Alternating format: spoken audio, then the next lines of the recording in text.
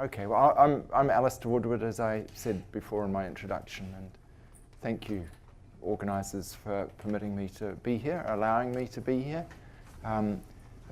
Hawaii is a very special place. You know, you've got the big surf, you've got the big race, the Kona Ironman, which is a bit of an ultimate in terms of people involved in extreme sport, and you've got the big island, you know, which is in the news at the moment.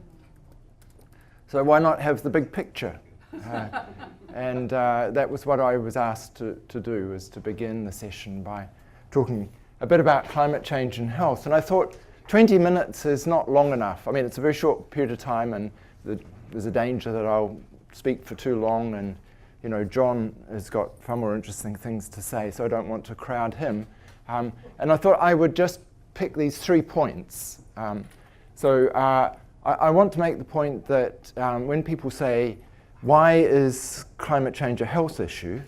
And that question comes up, you know, surprisingly often.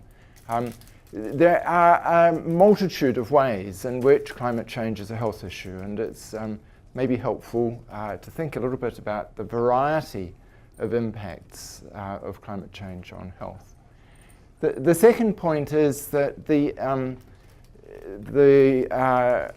effects of climate change on health are very different in different places. And the reason for that, I find helpful to think of it in this way, is that climate change certainly acts as a risk amplifier. And so I want to give some examples of how that turns out and what the implications are. And then thirdly, you know, John talked about success factors. Chris is going to give a public lecture on the silver lining, I think is the expression she's used. There are opportunities, and it is helpful, I think, to think a bit about the ways in which climate change does present opportunities without, without, we say, egging the cake, over-egging the cake, which means without making too much of it. So what about the variety of impacts? Well, the IPCC, in the 5th assessment report, we proposed a framework, which I still find quite useful to use, which talks about direct effects, indirect effects that are mediated through ecosystem change, and effects that are indirect and are a consequence of social disruption. So I want to give sort of just some examples of each of these 3. And I'm going to propose another category of impacts, which I think is quite important. Didn't get much attention in the last assessment report, but will be certainly a subject in the next, in AR6. The heat, you know, direct impact is quite a good model, I find, for catching people's attention. This is Australia. This is from AR5, from the regional chapter there, making the point that it's not the increase in averages that's so important from a health point of view, it's the increase in extremes. This shows in Australia what's expected in the map, as you can see here, under a high emissions scenario in terms of exposure to days per year in which the maximum exceeds 40 degrees. You can see the red patch.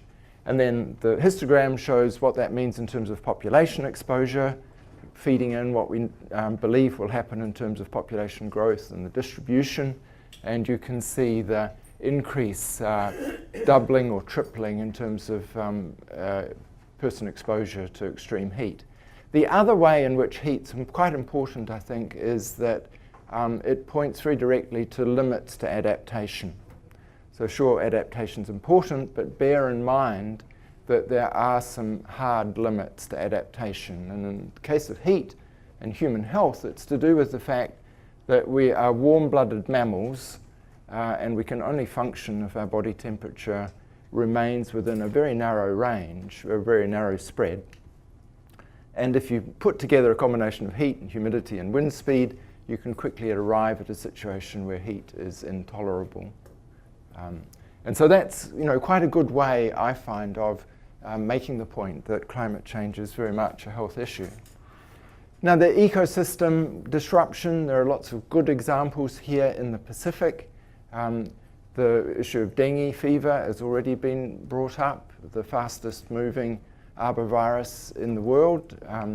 The frequency of the disease doubling and tripling decade by decade. And what's the answer to this question? Which city is finding it more difficult to control dengue? Suggestions? Which of these two? That's a test, firstly, of your knowledge of Asian cities. Singapore? So it's, so Hong Kong and Singapore. Yeah, that's right. I mean, Chris, you're the expert in this. So I mean, the point being that here are two island states which are sort of comparable in terms of wealth and public health preparedness, sophistication, both, extremely wealthy, extremely well prepared, and one of them is unable to keep dengue under control. That's Singapore. And the difference is just climatic. So under very favourable conditions which apply in Singapore, if dengue is established, it's exceedingly difficult to control. And the point being, as Chris pointed out in a very good review paper recently, under present climate scenarios, it's going to be exceedingly difficult to restrain dengue from moving into areas where populations are susceptible and not presently affected by this disease. And then the example of social disruption, here in the Pacific with recent storms, which I'm sure we'll hear a lot more about, there are plenty of examples. PAM, the losses amount to 2/3 of national GDP in PAM in Vanuatu. And the consequences for human health to do with loss and damage, the failure of services and so on. One of the consequences that I think is really important and is really underdone is mental health, which Virginia and others around the room, I'm sure, have been involved in recently. Mental health in the Pacific is not a topic that receives a lot of attention. It's still associated with discomfort and stigma. It's true in all societies, of course. But I think that this really is an area that deserves close attention. Now, the extra category of impacts that I wanted to alert you to is what Mark Carney, who's Governor of the Bank of England, has called transition risks. He's written some very interesting stuff on this. He's a banker, so he's particularly interested in financial risk. But as you can see here, he talks about the physical risks, the liability risks, meaning who's going to pay for PAM, and the transition risks. So the changes that are required in order to reach the sorts of climate targets that have now been agreed are going to be radical ones. If we want to have a 50% chance of not exceeding 2 degrees by the end of the century, there are a number of paths to that kind of climate goal, but all of them require this kind of trajectory, which means a rapid plateau in emissions, which is still going up year by year, and then a very rapid decline to zero or negative emissions later in the century. And this means transformation. It doesn't mean twiddling at the edge, tweaking at the edge. It means transformation in many ways. And the concern is, what will the consequences be? Just one example, it seems to me, I don't know how others think about this, that we're unlikely to achieve this kind of a future without putting a price on carbon, however that might be done. What will the price be? Well, the New Zealand Productivity Commission recently did a bit of a thought piece on what low carbon economy will mean for our country, and they suggested $200 a tonne is not implausible. So I did a bit of a back of the envelope calculation looking at what a carbon price of $200 a tonne would mean for healthcare. The UK National Health Service is probably the best example of a health system that's looked very closely at what its carbon liabilities are. And I calculated that $200 a tonne would put a charge on the NHS equivalent to about 20% of its total spend on medicines each year. So if that transfer occurred quickly, it would put an enormous load on healthcare. And what would be the consequences? So think about transition risks. Now, my second point was about how these effects are very different in different places, depending on local vulnerability.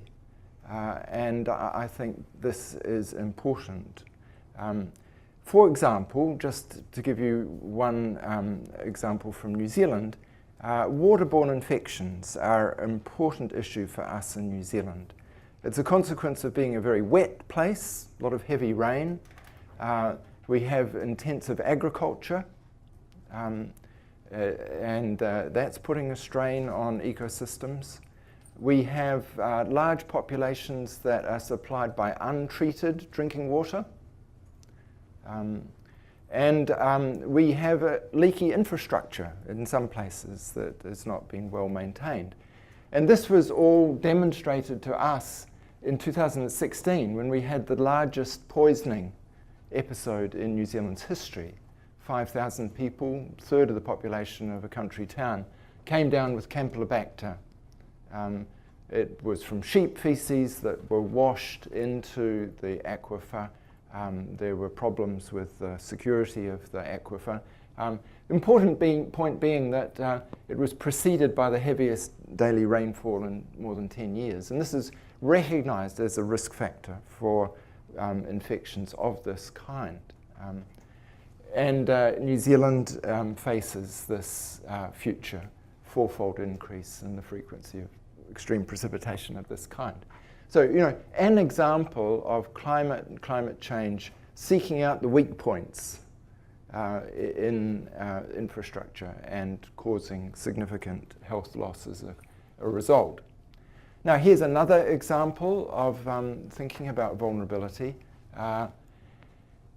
In this country, what's the fastest growing cause of admission to hospital for surgery? I don't think there's anybody from Kiribati here, but it may well be true in other parts of the Pacific. No, not obesity. It's lower limb amputations for complications of diabetes. In Kiribati and many other Pacific Island states, NCDs, non-communicable diseases, are the health crisis of the time. Obesity, diabetes, heart disease, and so on. Now, what does it mean to have a population as vulnerable as that of Kiribati to climate change, also carrying an enormous and growing burden of conditions like diabetes? There are lots and lots of connections. People with diabetes are sensitive to heat. They can't thermoregulate as well. In flooding situations, exposure to trauma, minor trauma, becomes a major health issue, as was demonstrated in the United States here. If you have big floods with damage to healthcare facilities, one of the major health issues is people with chronic disease who cannot get access to the medications they need. Insulin, for example. So the health conditions in the Pacific, I believe, are an important cause of vulnerability to the effects of climate change and worth thinking about in terms of where the priorities lie and where the opportunities for intervention, the most important opportunities for intervention may be. Now, what does it mean when we say that it's a risk amplifier? Well, I think there's an implication, actually, in terms of where, in the short term, the low-hanging fruit lie in adaptation. And this was a report from our chapter in AR5. Most effective measures to reduce vulnerability in the near term, and we're talking here about vulnerability to the health effects of climate change, are programs that implement and improve basic public health measures. So where there is a shortfall or there are deficiencies in basic public health, then that's got to be surely a priority in terms of thinking about how we're going to protect health in a changing climate. And, you know, the typhoid story is a rather interesting one. Another water and foodborne infection that used to be a major issue in the United States, Australia, New Zealand, Britain. And this was a poster from the United States, I think, from the early 1900s, showing the White Knight in braces, wielding the sword and killing the typhoid dragon. Typhoid's a big issue. It's endemic in many parts of the Pacific, and the causes are the same as they were in the United States and New Zealand, you know, 100 years ago. It's to do with deficiencies in food security, and problems with water supply. Now, my third heading was opportunity, and I think as a strategy for gaining attention, this is a very good one.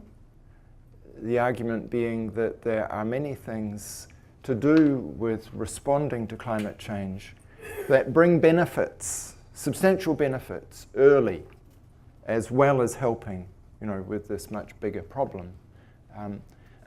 And an example is diet and nutrition.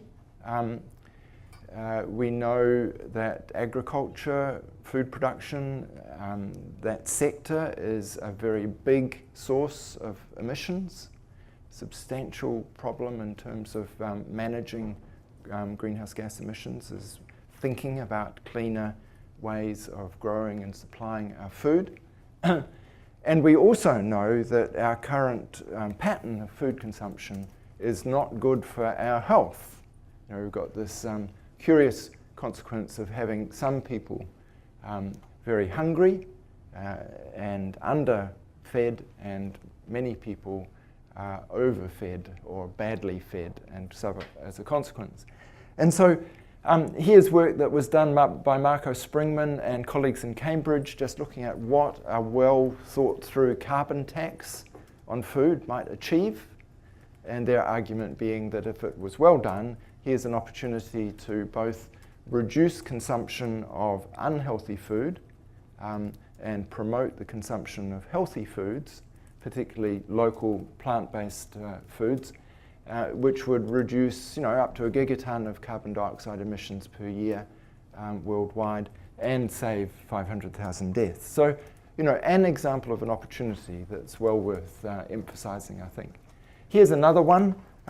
This is a picture of a village in Papua New Guinea where I've been working for some time, Fasiu in the Morobe province, where electricity has been supplied from a village hydro scheme. You know, brings many benefits, educational, social, and health benefits in conjunction with this kind of a supply. People not relying on kerosene lamps, all the health problems of emissions indoors and risk of fires and so on, and also, you know, potentially saving in terms of greenhouse emissions. So a win-win. But I said don't over-egg the cake, and by that I meant just be aware that co-benefits a good communication strategy. I don't think they are so good as a solution strategy, because often the climate agenda and the health agenda don't match exactly. Here's an example. Chris isn't here. Chris is a great fan of electric cars. I'm more cautious about them. This is Simon Bridges, our former Minister of Transport, launching the electric vehicles program in New Zealand, and he called it the healthy option. Now, there are some health benefits associated with electric cars, but they are very slight. Electric cars are not a transport solution. You know, congestion is just a function of number of vehicles and road space. It doesn't matter how they're powered. And the major health gains from reforming our transport system are going to do with giving people back opportunities for physical activity, reducing injury risk, reducing social severance.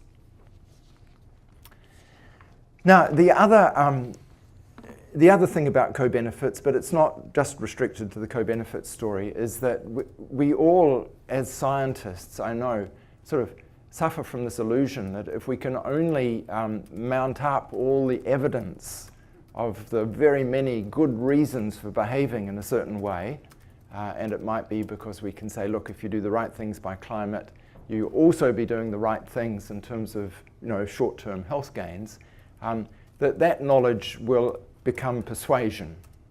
And we know that knowledge is not the same as persuasion. Information is not the same as knowledge.